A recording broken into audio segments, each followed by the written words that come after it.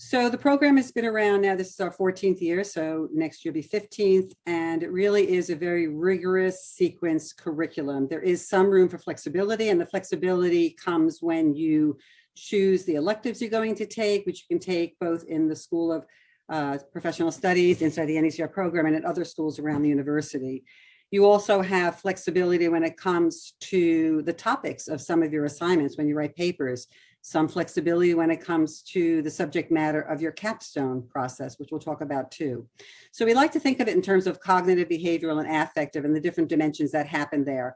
One of our core principles that goes all the way throughout the program, and we think through life because it's a life skill, is really developing self-awareness. You need to understand who you are and the impact you have on other people in order to be effective in the field. So we think of you as self as instrument of change, and the better you are, the better instrument of change you can be.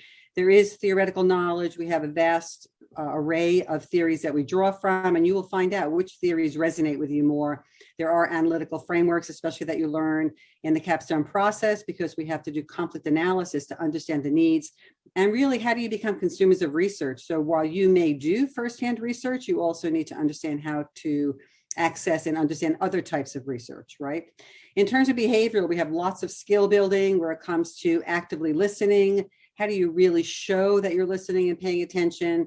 There is some problem solving, reflecting back what you've heard to confirm that you are listening and attuned to what somebody's saying. And if you're not, they'll let you know. It's really about relationship building. And through that, it's about developing empathy. It doesn't mean that you necessarily agree with the other person, but you can understand their perspective and why they take the stance they do. And then the affective, all about developing curiosity and dealing with complexity. So before I said problem solving, but then there's also complexity, which deals with non-linear ways of understanding this complex world that we live in, with also being flexible and what does it take in your personality and style of behavior to be flexible, how to be motivated and open-minded to other kinds of possibilities that may be out there. So there isn't one, but there are several types of career paths, and I kind of put them into three broad buckets. So one whole area that people look into is the area of international work, and that could be in some kind of diplomacy. It could be working with international NGOs such as the UN, WHO, other kinds of organizations like that. And that's where people tend to work in the peace building area. That's one big bucket of where people go. A second big bucket is anything inside an organizational context. It could be that they're working in HR related functions. They could be working with employee relations. They could be working in learning and development opportunities within an organization or performance management in an organization. They could be just working in any area of subject matter expertise, but they bring this to their leadership and management skills. So that's one other whole area. And the third bucket is a little bit more of a hodgepodge. It's people working in community and academia or schools. So education and community. And that also involves providing workshops in conflict resolution. So maybe you want to develop consultancy where you do conflict coaching and you do training, and or you can work in community, working with a lot of community-based organizations. One thing is that a lot of community-based organizations don't necessarily work together, and maybe you can figure out ways of cooperation so there aren't redundancies and they're not competing for the same shared resources. Or maybe you're working in any kind of education all through from kindergarten or pre-K all the way through doctoral work, depending on what you want to do. Some students do go on to other forms of formal education, such as PhDs, EDDs. Some people do go on to law school to get a law degree. And some people go on to specialized programs like a master's of public administration or something in environment and sustainability. We've had a whole range of what people do after they graduate the program. And some of that sort of like decision-making process also happens during the program when you're exposed to different concepts and different people and what they're doing, and also that maybe you do some kind of project or internship if you have that opportunity. It is a 40 credit master's degree, and it is a Master of Science, and the hybrid takes 4 semesters to complete. Well, I'll go over very briefly that there is a sequence curriculum. We do have an intake that starts in the fall or in the spring. Our next intake is in spring, which begins classes on January 18th. And that students do complete a capstone thesis that also spans 4 classes spread out over the semesters. You have a choose a topic in one of the areas of case studies, such as organizational, international, or community. And then you can take 2 electives. One of the electives at least needs to be in the NECR program. The second one can also be, or somewhere else at the university. We do have a pre-approved list of electives available to students, so you can peruse those. And if there's something else you'd like to suggest, then you just let me know and I make sure that it's suitable. So it really is ideal for learners who cannot just upset their lives and move to New York City for the long term. We do have a residency part of the program, but the rest of it is done online.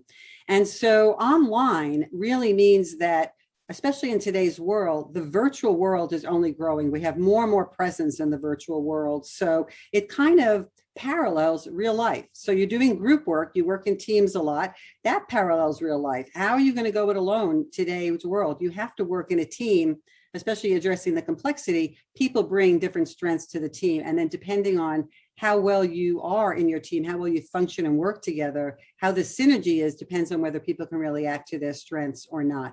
And that's where conflict resolution skills come in. There are office hours that faculty hold. So even though you're doing your coursework asynchronous, which means you get to pace yourself within a certain time frame, which is nice, then there's also synchronous live office hours you can have with faculty. You can have with the faculty of the course, you can have with me as program director, and then you can have with other faculty if there's somebody else who you'd like to speak to. And then there are optional additional class meetings. Sometimes professors say, okay, if you'd like to get together to discuss this particular concept or practice this particular skill, there are additional synchronous hours, especially with associates as well. But I do want to add that usually if students find a challenge, they find it in the first semester, and that's because you're acclimating to new material, to a very intense reading load, so you have to become familiar with it. And then as you go through the semester, though, as long as you're keeping your pace to some degree, then you will find that the theories start to become familiar, some of the jargon starts to become familiar, and then some of the theories start to become familiar. So one thing I like to do, and I remember years ago, there was something on the internet which said, you can tell you're a graduate student if, and then they listed a couple of criteria. And one of the criteria that I'm so guilty of is I always look at the index or bibliography in the back of the book. I want to know who they referenced in any particular book. And then what happens is, as you're in the program over a period of time,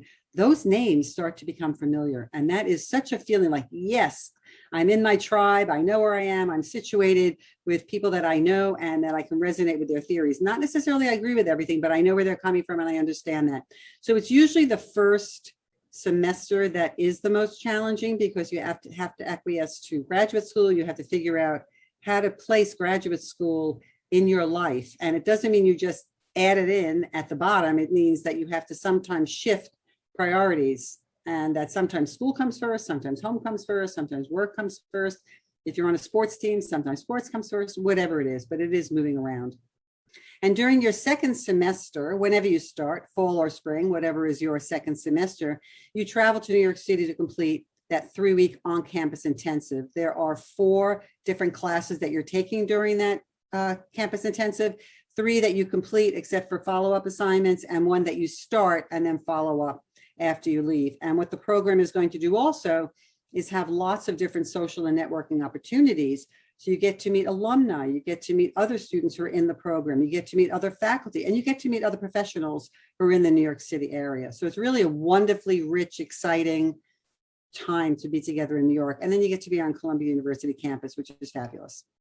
We do start out broader, and then we do funnel down to more specifics. And in the first semester, you really are getting a broad survey of the field from a theoretical perspective.